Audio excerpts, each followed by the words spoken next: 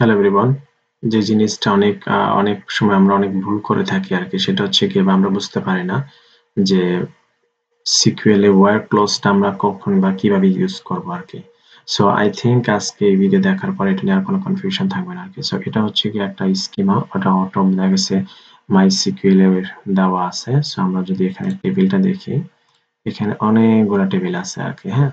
So আমরা হচ্ছে যে কি করলাম, এটাকে আমরা কাস্টমার টেবিলটাকে যদি চুজ করি আরকি, হ্যাঁ? সো কাস্টমার টেবিল চুজ করার সাথে সাথে আমাদের চলে আসছে সিলেক্ট স্টার ফ্রম শাকিলা ডাটাবেসের নাম, দেন হচ্ছে যে কোন কলামটাতে এখন টেবিলটাতে আছে টেবিলের নাম। ওকে, সো আমরা যদি এখন ওয়্যার ক্লজটাকে ইউজ করতে চাই আরকি, তাহলে আমরা কি বলবো? তাহলে আমরা দিব সিলেক্ট স্টার দাও ফ্রম, কোথায় থেকে দাও? শাকিলা থেকে, না? শাকিলা ডট দাও কাস্টমার, হ্যাঁ?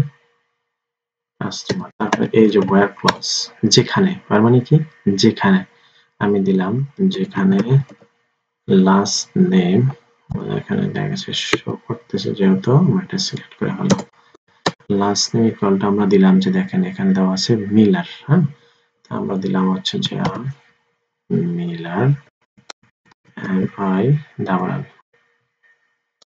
ইয়ার মিলার।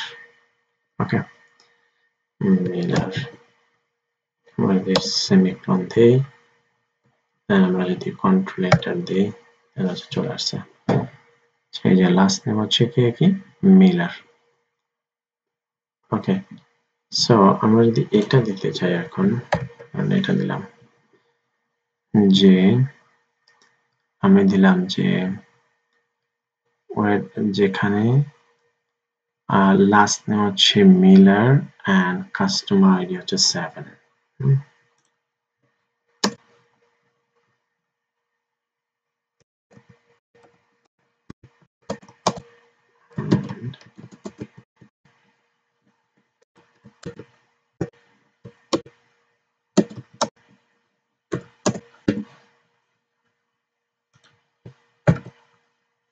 ওকে, সো এই হচ্ছে customer ID, last name Miller.